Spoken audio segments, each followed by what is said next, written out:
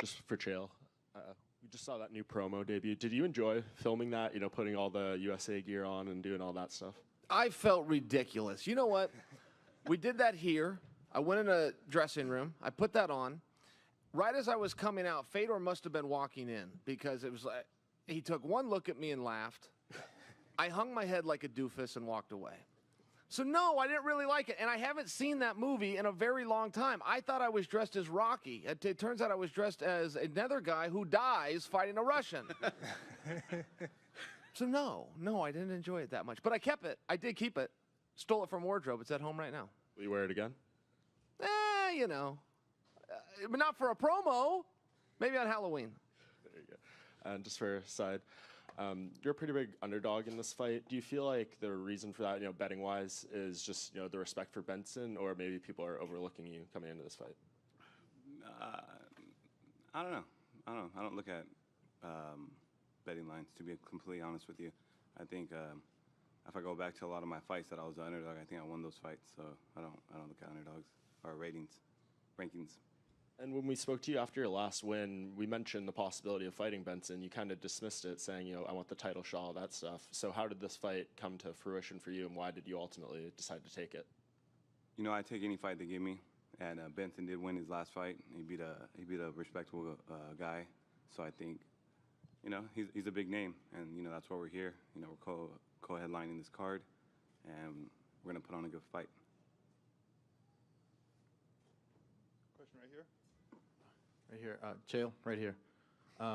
You said you wanted to come in a little lighter for this earlier in the week, like around 220, and you talked about your boxing prowess. Is the plan to outwork and outmaneuver and fatigue Fedor? Yeah, I think that's right. I mean, my plan's the same every single time. I've been at this sport for a long time, and I love to develop new skills. I love to learn. I think I am still developing and learning. But when I get in there, I go to plan A every time. The second they say fight, I'm going to come across that ring and get in a fight with Fedor. I am going to threaten and dare him the entire time to get him to swing that right hand. And the second he does, I'm going to come underneath him, put him on his ass against the fence, and beat a hole into his face for 15 minutes or until he gives up. He can know that game plan. He can watch me do the game plan. That's my game plan. He may knock me out with one of those right hands. I've never dealt with Fedor, power like I'm going to have to deal with Fedor, but that's what this is. If I can get to him, it's going to be a long and annoying night for him. And if he can get to me, it's going to be a short and embarrassing night for me. And one more for Fedor. Why? Why would you ask a question of Fedor? What are you expecting to get from this? You could take the J train downtown, just ask your question to the Brooklyn Bridge. And architecturally, it would be more stimulating than you're going to get from Fedor. Have you seen him with his shirt off? Yeah. Rethink that. Ask me another question. Do you talked about his power, Chael, and how you're concerned with it. Is that the other reason you want to be light, so you can avoid that right hand? Yeah, I don't want to get hit with that thing. You know, I watched so many people be a highlight reel, and I've seen about everything out there in my career, better or worse, training situations. I have never seen power like this. I couldn't believe some of the stuff I was seeing. He was throwing punches and coming off of his feet. He was doing that on ground and pound. He was hitting guys, and his knees were coming up off the ground. I can't even duplicate it. I don't know how the human body does it. I mean that as a big compliment, but yeah, that's on my mind. He's got some power. And the question I had for Fedor, the promo that you just saw, how did you react to it when you first saw it? What was your feelings about it? Федор, ролик, который вы видели, вам понравился? И какие ваши впечатления по поводу этого ролика? Я еще не видел ролик. I haven't watched it yet. I haven't seen it yet. Well, I did warn you. In fairness. Question, first of all, for European housekeeping for Scott Coker. Scott, you mentioned Manchester, Birmingham, London, and Newcastle, and two European continental destinations, Spain and Holland. You didn't mention Dublin earlier on. Is that on the cards for next year as well? Yes, Dublin and Belfast. And can you just clarify, did you also say that British viewers will be able to see the 22 events over this side of the... Yes, that's what we're working on right now, and that's the goal for us to have all 32 events being broadcast live in the UK and in Ireland. Thank you, Scott. Chael Sonnen. Chael, you had 2 fights with Anderson Silva. You had a fight with John Jones, and we can fairly say you're now having a contest with another modern great. There are 3 modern greats in the sport of MMA. Do you have to get the win for the legacy, or will you be remembered as the man that lost to these 3 greats? Yeah, I mean, I tell you what, I want to beat him bad. He's the biggest problem that I have right now, and you know, when that problem goes away, I got one of those doofuses from the Mohegan Sun to deal with, and when that problem's over, I gotta try to stop my wife from spending all the money. So I mean, I got a lot of problems, Gareth, but I tell you, legacy's always bothered me. I despise that word. I don't like when people talk about it. It makes me think of the guys when I was in high school that had graduated, but they come back to the football games wearing their Letterman's jackets. I don't know about those things. This is a sport. Kids play sports. And if you are lucky enough and fortunate enough to get to do it as an adult, I enjoy those moments, but I do plan to move on when this sport's done. I don't need to wear that Letterman's jacket back to the football game. And a question for Fedor. How about a question for you? I see you have a tie, but you're not really wearing the tie. What was the point of the tie? Oh, it's a scarf. Oh, well then let's carry on. Thank you, Chael. Question for Fedor. I think you should concentrate on Fedor, not me, frankly. Well, but, you know, I mean, I'm looking at you. I'm not looking at Fedor. I right mean, now. you know, I mean, you're always having a go. You're always having a He go. came here with nothing to say in his fanciest T-shirt. I mean, what do you want me to do with the guy? Well, let me ask Fedor about that. Fedor, you know, do you find Chael amusing? I mean, he's saying that you have nothing to say, that your body doesn't look great when you take your shirt off. How do you feel about the things he says about you? Федор, как вы относитесь к тому, что говорит Чел, вот когда он говорит, что ваше тело выглядит не так прям хорошо, если вы рубашку снимете, или насколько вы считаете, он такой вот развлекательный, говорит, что не спрашивать вас, потому что вы все равно ничего не ответите. Как вы относитесь к тому, что он говорит? Нет, ну я согласен, что мое тело не бодибилдера. Well, I can tell you, I agree that my body is not the bodybuilder's body. Поэтому здесь он прав, конечно, но в ринге, в кейдже измеряется все немножко другими размерами и понятиями. That's why certainly in this very case he is right, but in the cage there are different measurements. Вообще нужно, конечно, уметь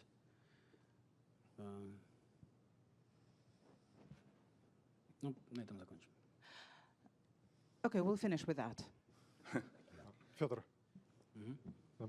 Здравствуйте. Что из того, что сказал сейчас Chael Sonnen, вы поняли, ну, насколько вам позволяет ваш уровень английского? И будут ли вам потом переводить, что он говорил про вас сейчас? Fedor, what did you manage to understand from what Chael said, and how big is your level of English? And are you going to be translated the words which Chael said? Я все понимаю. I understand everything. Нет необходимости переводить. There is no necessity for somebody to translate that for me. Well, allow me to then. Everybody wants to know what Fedor is thinking, and I can promise you guys he's up here thinking the same thing you'd be thinking, which is, why in God's name did I get on the wrong side of Chael Sonnen?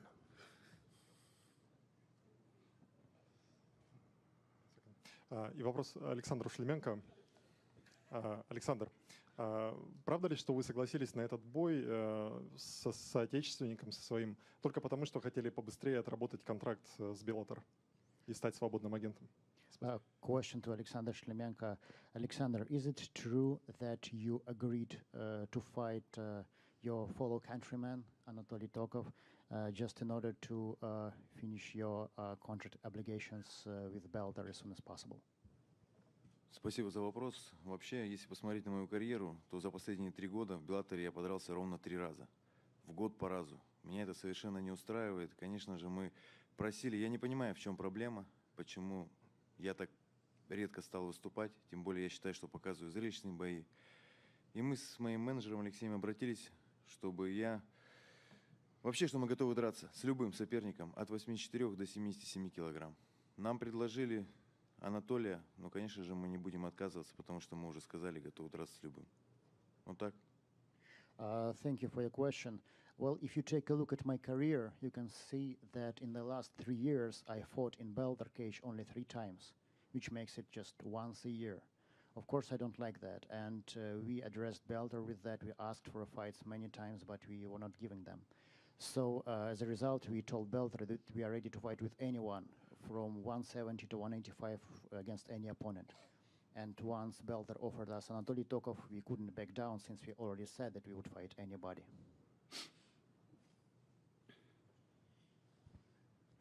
Two quick questions. First for Benson. I see you're streaming Periscope, Twitch. What's on the other side? Facebook Live. Okay. Second for you actually is where's the toothpick? It's the trademark, and we haven't seen it lately. No toothpick right now. I have a 3-year-old at home, and now he sees me do anything, he wants to copy me and do it also. So now my biggest fear, my mom always had the fear of it, of me, having toothpick in my mouth when I was in high school and junior high and stuff.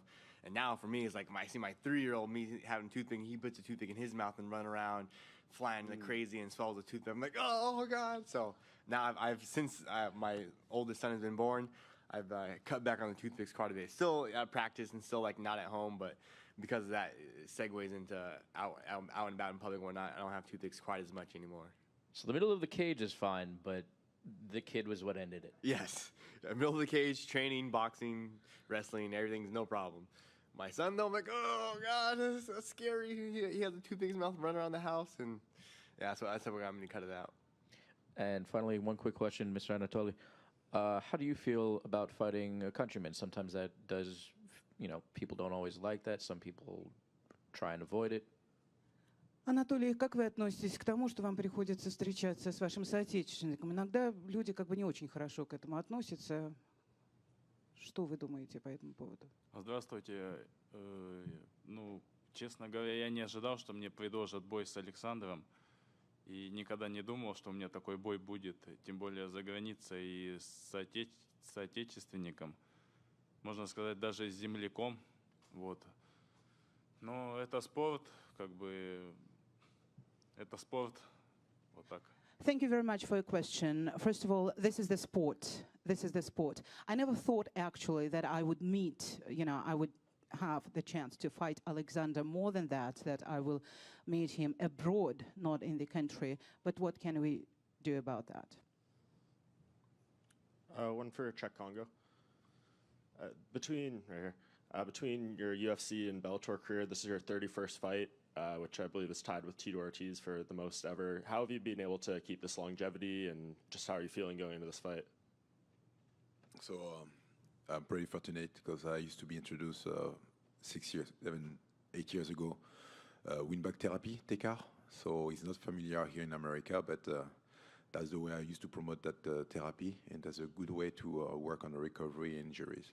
So, and since I used to be introduced to that, even my preparation, my performance used to increase. So that's good, just the way to stay healthy and be treated with non-invasive products. So for sure, stay out of drugs and stuff like this. So I'm pretty fortunate. And for Scott, just to confirm, if something, crazy happens with Fedor and Chael, is Czech the backup plan to get into this tournament? We have, hold on. No, we have actually, Czech says yes. But it's the possibility of Czech fighting, if he wins against Roy Nelson, is probably the direction that we'll go. Okay, so if they both win, that's the most likely scenario? Yeah, because that's I think that we have talked to Roy about that already, and he's kind of the number 1 slot. Czech wins, and then, if there's like a hiccup there, then we should probably have those 2 alternates fight, and then the winner can fight in the finals. How do you feel about that Czech? Is Roy Nelson someone you'd like to fight? Oh, for sure.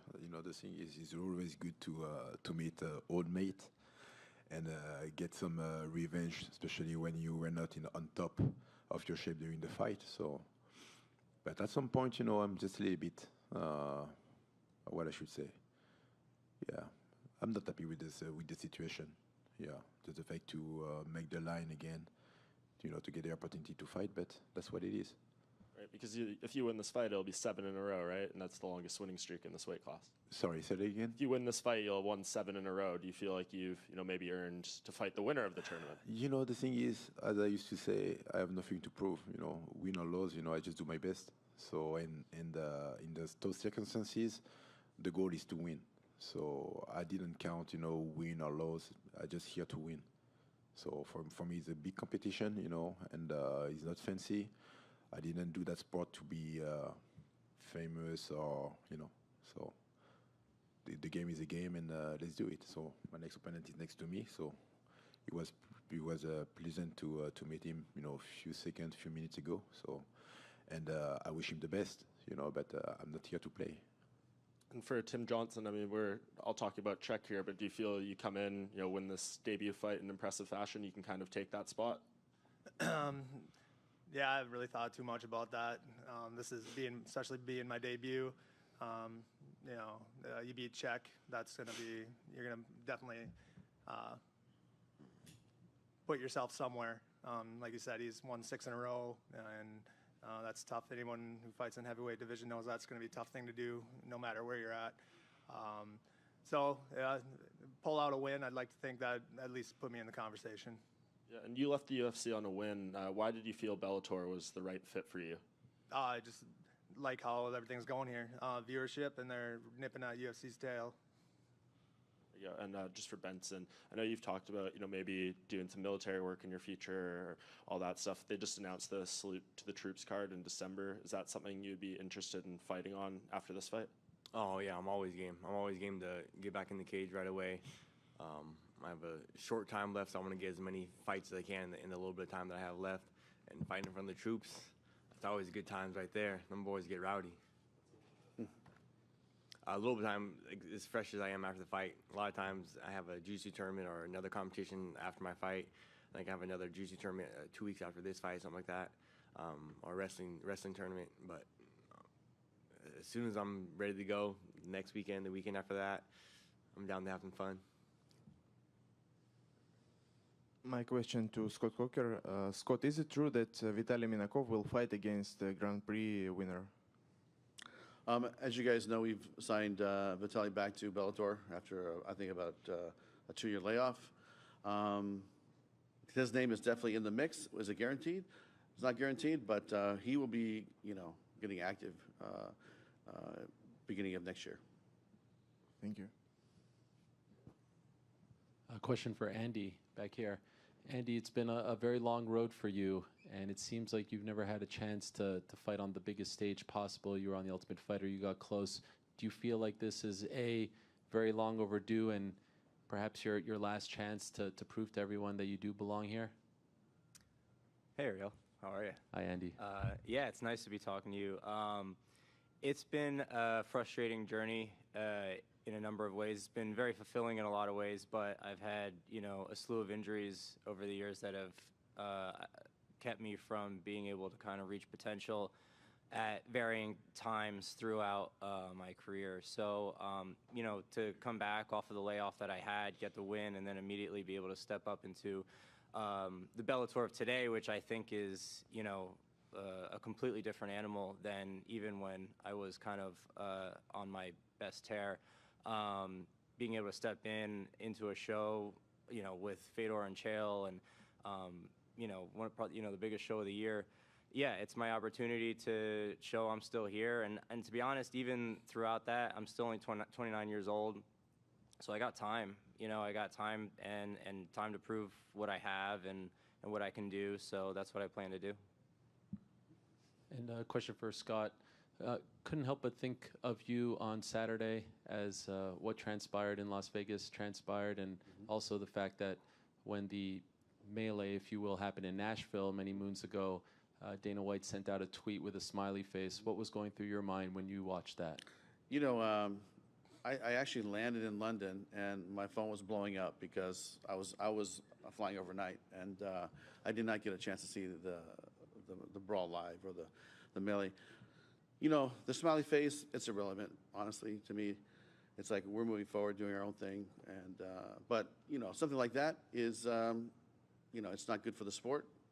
I'm glad we're here to continue business as usual and get back to how it should be run. You know, to me, it's a black eye for the industry, right? So it's up to all of us to pick it up and make sure something like that never happens again. But that was an embarrassing moment for the sport, as far as I'm concerned. And I lived it, you know. If you look at our cage now, it's very thin in there, you know. And I would say that it was, you know, explosive environment, and it got explosive. And that's really not the way MMA should be. And just one last one for Fedor. I just wanted to know if you had any comments on your fellow countrymen's actions. Today he's saying, you know, he's honoring his teammates and he will always protect them and he will always stand by them. And so I just wanted to know if you had any thoughts on what Khabib has done on Saturday and what he has said since then. Федор, что вы думаете, есть ли у вас какие-нибудь комментарии по поводу того, что учинил соотечественник, что произошло вот на недавнем бое Хабиба и Конора? Ну, я сейчас не смотрю бои и не смотрел, не видел ситуации, что произошла на соревнованиях, на турнире UFC, поэтому никак не могу комментировать. I cannot give you, Ariel, any comments because I did not watch this fight. During my camp, I don't watch any fights. Я слышал, что произошел инцидент, скандал. Yeah, I have heard about the scandal. I have heard about the brawl. Сейчас в данный момент не вдаюсь в эти подробности. But at the moment, I'm not going into details. Вадим Тихомиров. Два вопроса Федору Емельяненко. Здравствуйте, Федор. Первый. Вы говорите, что вы не смотрите бои, стараетесь не смотреть. Будете ли вы смотреть второй полуфинал боя Мэтта Митриона против Райана Бейдера? Fedor, you say that you do not watch fights during your camp, but are you going to watch the second semi-final of Matt Mitrione? Да, конечно, я просмотрю своих оппонентов и вообще смотрю бои, но в данный период времени до своего поединка в субботу я смотреть ничего не буду. Usually, if this is not the camp time, not the preparation for the fight time, I do watch the fights, and I watch the fights of my opponents. But before my fight, I don't watch any fights. Если позволите еще один вопрос, скажите, принципиально ли для вас было, или там планируете ли вы, думаете ли вы об этом, чтобы провести еще один бой в России до того момента, как вы окончательно завершите карьеру? Спасибо.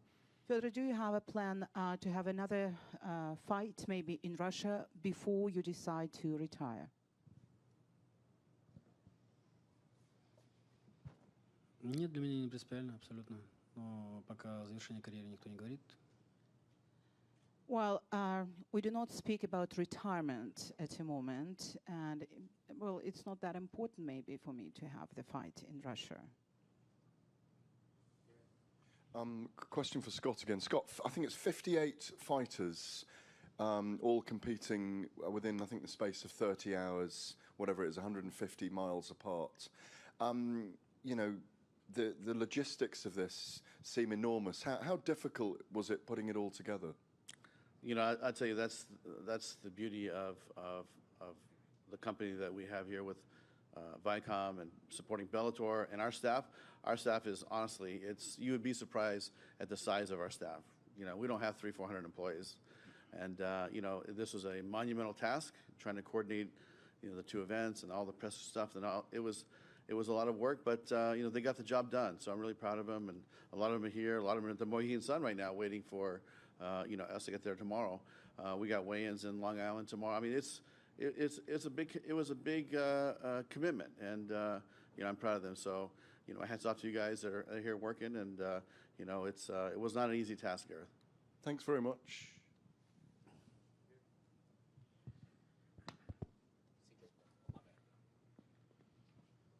This question's for Benson. We've seen the success of the heavyweight Grand Prix so far. You've dabbled at welterweight before. Was the welterweight Grand Prix ever something you were interested in? For sure. I would love to get on that. I was never brought to me. I was never brought up. My name was never brought up. No one from Bellator ever contacted me for the welterweight tournament. But if someone gets hurt, you need someone to step up and make weight on 6 hours' notice, 1 day's notice. I'm your man. So I would love to do that. Yeah. Given your history, you know, in jiu-jitsu tournaments and whatnot, does that style suit you a little better, you think? I think I do pretty well. Minus my man Andre, who whooped my butt for 25 straight minutes. I think I would do pretty well at 70. being a little bit faster, a little bit quicker, a little bit more agile than some of those bigger guys. And then like a same day weigh-ins, if I can get a fight at normally 70 and it's a longer fight, it goes longer, tends to go my way a little bit more. You had one fight last year. You're getting back in the cage now. Is this how often you want to be getting at it? No, I want to get it 5-6 times a year. I'm feisty like that. I like staying busy, staying active. A fight every other month, I'm down with that. Let's do it. My body's holding up while I can. I'm gonna ride till the wheels fall off. Just one for Henry Corrales back in the back. You had that rough patch where you lost 3 in a row, but you've managed to turn a corner and really coming on now when you're past 3. What's changed for you in that span, or was it just a product of fighting some of the best guys in this weight class? Yeah, that too. But the biggest change was I moved camps. I was in Southern California, kind of floating around gym to gym, and me and my head coach from All in MMA, Eddie Cha, we made the move to the lab. And that's 3 straight since I've been there with my brother Benson Henderson and all that team over there. There's just a bunch of studs there.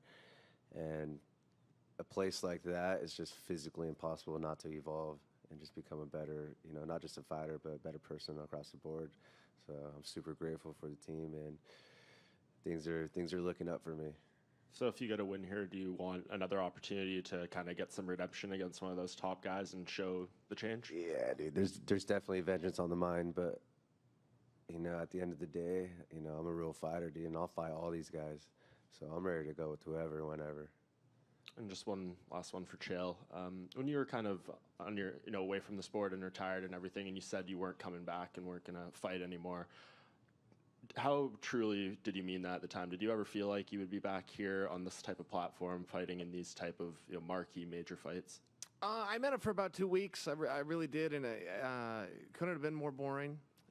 Fighting is my social life for a large part too. Going to the gym and that lifestyle and those interactions. And I was bored. I was lonely, and I wanted back. So what does it mean to you to be back now? Well, I'm very happy to be back. I mean, some of the guys that I looked up to in the sport, it wasn't just about accomplishments, but, use Randy Couture by example. I really admired how he had an ability to extend his career, or Dan Henderson or Matt Lindland. And, I came after those guys. I looked up to those guys, but I also was jealous of them. I wanted to take their championships. I wanted to win those same things for myself. But that's also one of them. I look at it a lot. Randy Couture made it till he was 47 years old at the highest level of the sport. Dan Henderson to 46. Matt Lindland to 42. And I'm chasing them. I think that it's a real skill. I think that it's a lot of discipline, a lot of focus, a lot of mental to stay involved with this for this long. And if you can do it at the highest level, then play on. And you obviously have a ton going on outside of competition itself. So what do you feel like will be the moment that makes you move away from being an active fighter completely? Well, every fighter's career ends the same, which is face down and embarrassed. And I'm not going to be any different. I will leave it on the table. Benson just said, ride it till the wheels fall off. But I would hate to leave something on the table. I look back at my own wrestling career, which ended in 2000. And I've always wondered, what would have happened if I stuck in one more cycle? Could have I made the Olympic team? So, I'm not going to do that in this sport if it's up to me. Ultimately, it won't be up to me. Coach Clayton will grab me someday and say, you're not what you used to be, and we're done. So until I get that call, I'm going to fight.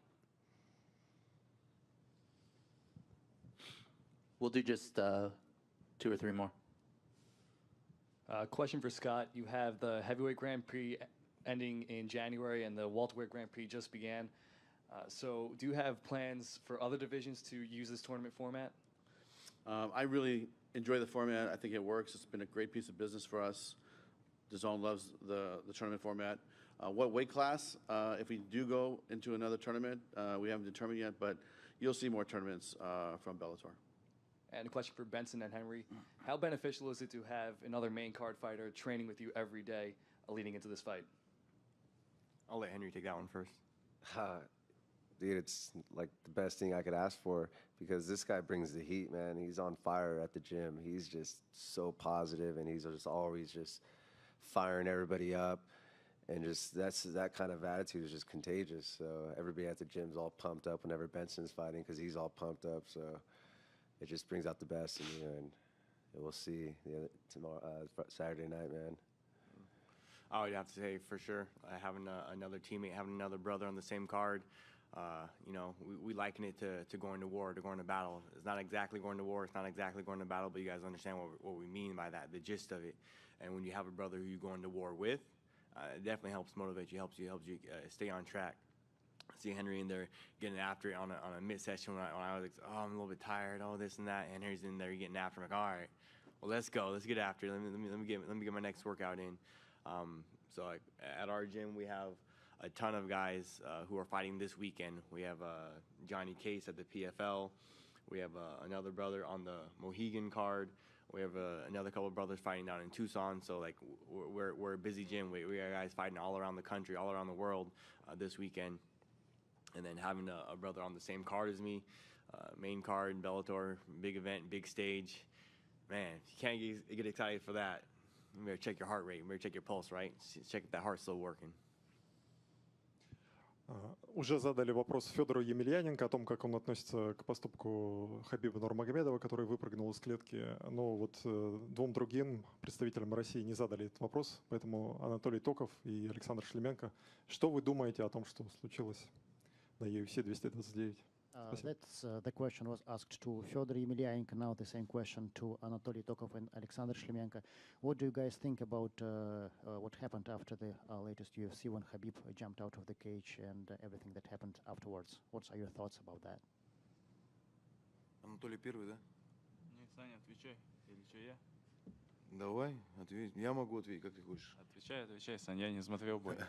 Да, я бой смотрел, болел за Хабиба. В первую очередь хочу сказать, поздравляю его с победой. Я также хотел добавить, ну что сказать, тут тяжело. Я в этой ситуации не был, я не видел, кто что кричал, кто начал. Я тоже очень много смотрел, разбирался, кто же спровоцировал Хабиба, чтобы он выскочил из клетки. Ну что хочу сказать, здесь нужно на две части разделить. В принципе, к Хабибу не имею никаких вот претензий. Считаю, что в целом он мог сорваться после того, как проходила пресс-конференция, после того, как он все слышал. А что там дальше началось? Ну, говорю, здесь нужно разбираться плотно. Здесь сложно делать какие-то оценки, не выслушав две стороны. Well, first of all, I want to congratulate Khabib with this win. It was a great performance. And speaking of what happened afterwards, it's difficult to say. I mean, I cannot blame Khabib for what he did because obviously he was all pumped up after the fight, and it's really difficult to contain yourself after what you heard from your opponent during the press conferences and during everything that was before the fight. So it's important to listen to both sides, what both sides would say, and then maybe make a decision. All right. As for Anatoly didn't watch the fight. At this time, we are going to wrap it up. We're going to reset the stage for photo ops. If we could have the fighters on this side of the stage stand off to this side, fighters on that side of the stage stand off to that side. We'll remove the tables and then do stare downs for photos.